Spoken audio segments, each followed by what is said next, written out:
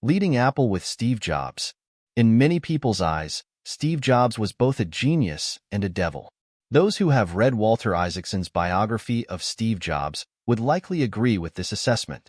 While Jobs' genius is well documented, what about his devilish side?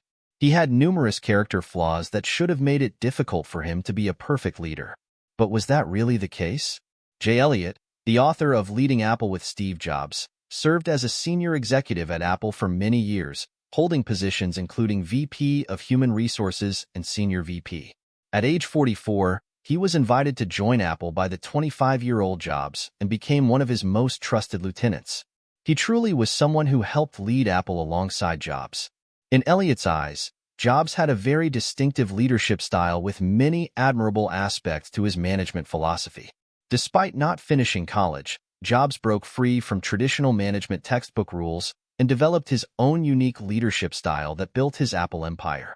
As a close observer and participant in Jobs' creative and management journey, author Elliot distilled Jobs' leadership philosophy into 5 key areas based on specific examples from Apple's history. 1. Spiritual core. 2. Team building. 3. Product development. 4. Leadership charisma. 5. Jobs' legacy. Spiritual core. The book begins by addressing 2 core aspects of Jobs' leadership: fostering the pirate spirit and establishing corporate manifestos and principles. Many Jobs fans are familiar with the concept of the pirate spirit. Jay Elliot witnessed firsthand how this spirit was established at Apple. When he joined the company, Jobs was personally overseeing the Macintosh computer project, one of Apple's early products. At the time, Jobs was concerned about team culture when he seized upon the pirate metaphor. Pirates, not the Navy. When he proposed this concept, Jobs was excited, feeling he had found the perfect way to express his vision. We know pirates aren't typically viewed positively. They're often seen as ruthless outlaws. The Navy, in contrast, represents discipline and honor. However, Jobs noticed Apple was becoming increasingly bureaucratic, adopting a Navy-like structure that stifled creativity. Apple was starting to resemble a typical corporate structure, with innovation declining. In today's terms, Apple was suffering from big company disease. This wasn't what Jobs wanted to see, so he began promoting the pirate spirit. What exactly was this pirate spirit? It meant being rebellious, innovative, risk-taking, freedom-loving, and different. With this concept, Jobs promoted small teams at Apple, aiming to enhance creativity and fighting spirit while avoiding becoming the kind of mediocre company he despised. To embrace the pirate identity, Steve Capps, a future software hero on the Macintosh team, even had a designer create a pirate flag with a skull and crossbones. Those familiar with Apple know this story has become part of their corporate culture. Those who don't understand Jobs might mock this as childish, but those who do understand recognize the management philosophy behind it. Through promoting the pirate spirit, Jobs advocated for flat management structures, encouraged innovation, and strengthened team cohesion and determination. Beyond the pirate spirit, Jobs worked with Elliot to establish Apple's core values. Core values determine whether a company can truly achieve greatness. Without proper values, no matter how profitable, a company will never become truly respected. Apple wasn't born with extraordinary values. They had their missteps. In early 1981, 5 years after Apple's founding, when Jobs wasn't CEO, Mike Scott was, Scott noticed over 30 employees chatting outside during work hours. Viewing this as a waste of company resources, he fired them all. Because it happened on a Wednesday, this incident became known as Apple's Black Wednesday. The decision was undoubtedly disastrous, triggering a chain of reactions. Mike Scott was fired, and Jobs was promoted from technical vice president to chairman. Afterward, Jobs began organizing special teams to develop Apple's value statement. Apple's core values can be summarized in 9 points. 1. Empathy for users. 2. Aggressive pursuit of excellence. 3. Positive social contribution. 4. Innovation and vision. 5. Individual performance.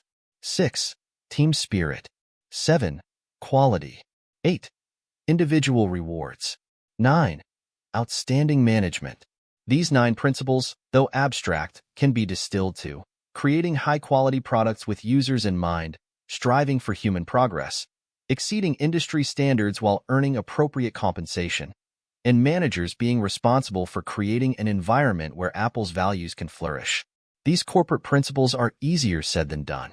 Over the years, Apple has consistently adhered to these guidelines, making it truly remarkable.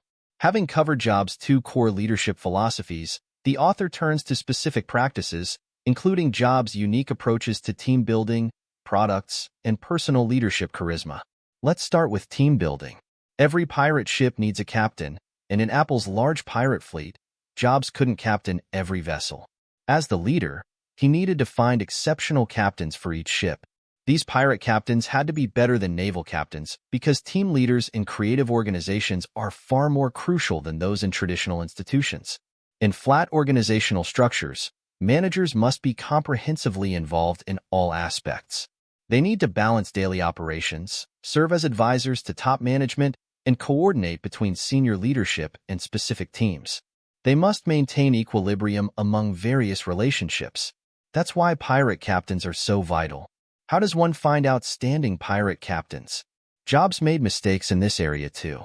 He once hired Mike Murray, whom he discovered at Stanford University. Murray was pursuing his MBA when Jobs recruited him for the Macintosh project. However, this pirate captain clashed with Jobs over vision. Murray wanted to target intellectuals, while Jobs aimed for the mass market. This became one of the catalysts for Jobs' fallout with then CEO John Sculley and his subsequent departure. Jobs paid a heavy price for his hiring decision. Blinded by Murray's Stanford credentials, he overlooked the lack of entrepreneurial spirit, risk-taking ability, and absolute product passion. 11 years later, upon returning to Apple, Jobs became more mature in hiring, avoiding risk-averse middle managers in favor of loyal, entrepreneurial leaders as pirate captains. After selecting captains, the next step was choosing crew members. While Jobs, as CEO, didn't need to personally recruit entry-level employees, he ensured his recruitment philosophy permeated throughout the company to guarantee new hires aligned with company requirements. The author, Elliot, a longtime HR professional, summarizes Jobs' recruitment philosophy in 3 points. 1. Define position requirements but remain flexible, similar to the saying talent comes in all forms. 2. Involve teams in recruitment, encouraging employee referrals. 3. Think outside the box when seeking talent, utilizing all possible channels. Jobs frequently gave lectures at Stanford University, where he discovered many talents, including his future wife, Laureen Powell. Beyond these recruitment principles, Elliot emphasizes selecting employees who can adapt to leadership styles. Jobs learned this lesson the hard way after hiring an excellent employee from HP who was highly sensitive and self-conscious. Jobs' frequent outbursts made this employee uncomfortable, leading to their resignation. This taught Jobs that not everyone is suited for a pirate-like corporate culture or can handle his severe and demanding leadership style. During the interview process, Jobs had many unique techniques. He wasn't interested in resumes, but focused more on candidates' future potential. In conversations, he would create opportunities for open dialogue to see if candidates could provide reasonable ideas and suggestions on certain issues. He would ask sensitive questions, such as whether they would have the courage to deliver bad news or try to cover it up. He would also ask if they had ever been fired. Then, he would describe certain visions and observe their reactions. Of course, assessing work capabilities was crucial, and he would use questions to open the door for communication. Additionally, he had an unwritten rule: never use recruitment agencies. He didn't trust external headhunters to find candidates who would fit Apple's corporate culture. Throughout his life, Jobs was involved in recruiting over 5,000 people. This shows how much importance he placed on hiring, especially for a pirate-like organization like Apple, where talent was particularly crucial. When it came to product development, few entrepreneurs had more authority than Jobs. As we know, Apple is a product-driven company. Jobs once said, "I want to create products for myself that not only meet needs but also bring me more joy in using them." Money and profits were never Jobs' driving force. Creating great products was. Consider that he became a billionaire at 30. He could have retired to a life of leisure. In terms of products, the word cheap never existed in Jobs' dictionary. The first prerequisite for creating good products was rejecting inferior ones. At Apple, If a product was labeled as garbage, its fate was sealed. After the laser writer incident, Apple was still selling dot matrix printers, which was already outdated technology with poor print quality. Seeing these obsolete machines still being sold, Jobs became furious and ordered their immediate destruction, regardless of the cost. This incident had ripple effects. Jobs ordered Everett to form a task force to ensure no other subpar products existed anywhere in Apple. Everett named it the No Garbage Products Task Force, which greatly pleased Jobs. Merely eliminating poor products wasn't enough to put Apple back at the forefront. Jobs knew they needed to look to the future in product development. As a deep music enthusiast, Jobs had always been a passionate fan of the Sony Walkman. But when Sony failed to keep up with the times, Jobs quickly stepped in, creating the globally successful iPod. In product design, he didn't believe in market research. While conventional wisdom suggests that ignoring market research would miss user needs, Jobs was right. In today's rapidly evolving technology, users can never tell you what the next breakthrough will be. Unless they see it with their own eyes, they won't understand what the next great product is. From iPod to iPad, Apple stayed ahead of user awareness in product development. Ignoring market research didn't mean they were arbitrary in development. Jobs required developers to become the best users of their products, the most demanding consumers, always seeking the ultimate user experience. Jobs was human, not a god, and he also made mistakes in product development. When faced with errors, he would confront them head-on rather than avoid them. The Macintosh later became one of Jobs' failures. During its development, he focused more energy on the user interface, neglecting performance limitations, and software developers didn't invest enough effort.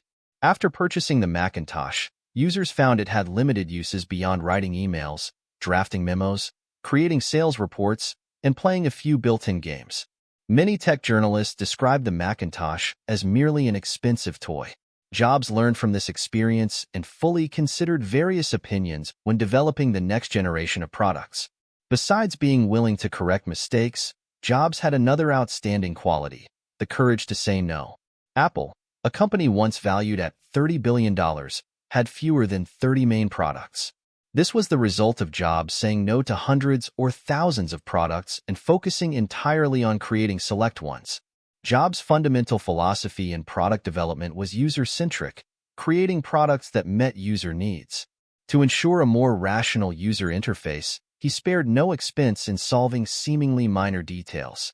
He was also an extremely demanding product manager who strived for simplicity in interface design and maintained strict quality control at every step. The app installation process is a prime example. While anyone can put their developed apps on the Android marketplace, Apple's system requires strict review before publication. Of course, this all stems from the premise of meeting user needs. Jobs wanted to create products that users could operate intuitively without having to think. What factors constituted Jobs' leadership? First, he was incredibly confident, sometimes even criticized for being too presumptuous about his vision of the future. This confidence was particularly evident during product launches, where audiences worldwide would be captivated. His confidence came from his products, not his personality. Outstanding products gave him more assurance. He was also a passionate leader. Bill Gates even pointed out that almost everyone considered Jobs the most inspiring and charismatic business figure in history. While this might be an overstatement, Jobs indeed had genuine passion for his work. This heartfelt enthusiasm stemmed from his strong entrepreneurial spirit and ability to take risks and act quickly. Additionally, he understood the power of saying no, as mentioned earlier, which allowed him to continuously raise standards. This was also an aspect of his leadership. He particularly valued innovation, striving to create an atmosphere that supported and encouraged active innovation in his team, or more accurately, demanded innovation. These factors made Jobs a charismatic leader. His personality traits often served as a spiritual driving force, guiding teams toward higher goals and standards. Of course, a good leader also understands that any enterprise cannot rely solely on spiritual strength. Providing better rewards for employees is equally important. In this regard, employee stock ownership was a common practice, and Apple implemented company-wide stock incentive plans early on. Moreover, Jobs emphasized ceremonial gestures, such as expressing gratitude to employees in person. When the first Macintosh rolled off the assembly line, Jobs gave each production worker $100 and personally thanked them. Expressing gratitude wasn't just about material rewards. More importantly, it was an effective communication tool that gave employees a greater sense of achievement. In fostering a sense of belonging, T-shirts and offline parties played crucial roles. While Apple's T-shirts weren't expensive, their unique design and symbolic meaning became emotional connections between employees and the company. Beyond showing appreciation, Jobs constantly sought ways to enhance employee creativity. Apple University was a project he created with Jay Elliot. The institution invited top talents from various industries to give lectures and regularly arranged meetings between CEOs from other companies and Apple executives to develop leadership skills. New employee orientation was particularly important. Jobs wanted every new Apple employee to quickly understand the company culture and pair up with a veteran employee as a work partner. He also emphasized fostering interaction between teams. The work environment was equally important, providing innovative teams with distinctive workspaces, separated from other departments to reduce interference from bureaucratic divisions. At Apple, Jobs put this into practice. The Macintosh team had their own building. Office areas included common spaces where employees could play video games, ping pong, or even play the piano. Of course, these areas also offered free snacks and drinks. Apple had no fixed break times. Employees could enjoy these amenities whenever they wanted. Years after Jobs' passing, what legacy did he leave? Jay Elliot, in the book's conclusion, reflected on Jobs' spiritual heritage. After Apple ousted Jobs in 1985, the company took many wrong turns and nearly went bankrupt. Apple had become bureaucratic and prioritized sales above all else. Jobs had originally set the Macintosh price at $999, but after his departure, it rose to $2,599. Everything became sales-oriented, focused only on moving forward. That era's Apple was no longer Jobs' Apple. They had strayed from Apple's values. In Jobs' life principles, he had established the rule of not pursuing wrong values. When Apple made profit their primary goal, they indeed became America's most profitable company in the 4 years after Jobs left. But in Jobs' eyes, this came at the cost of sacrificing the future. History proved Jobs right. Another legacy Jobs left was content is king, platform is supreme. In product development, Jobs was absolutely the most authoritative voice. He emphasized the value of content and recognized the power of product lines. He hoped Apple would never fear being unconventional in product development. iTunes was indeed a product of this unconventional thinking. It completely rewrote the rules of the music industry, giving Apple a dominant advantage in strategy making, pricing, and profit distribution. Moreover, there were two aspects that Jobs valued greatly. First, he was unwilling to let the company become too complacent. Additionally, he strongly emphasized user-friendliness. All the products he launched were extremely intuitive and user-centric. He knew how to connect with consumers and make technology an integral part of human life. After Jobs' passing, Tim Cook became the leader of this first-class enterprise. Today, Apple hasn't deviated from its original path. According to Jay Elliot, the most important reason is that Apple continues to uphold the values established by Jobs. Through the eyes of Jay Elliot, who witnessed Jobs' legendary journey, we see how Jobs shaped Apple's core spirit, how he built teams to create products, where his leadership charisma came from, and what spiritual legacy he left to the world. If you're a leader, you'll undoubtedly find these insights invaluable. You can learn a great deal from Jobs' leadership artistry and management philosophy, trying to build, operate, and lead your own team just as Jobs led Apple.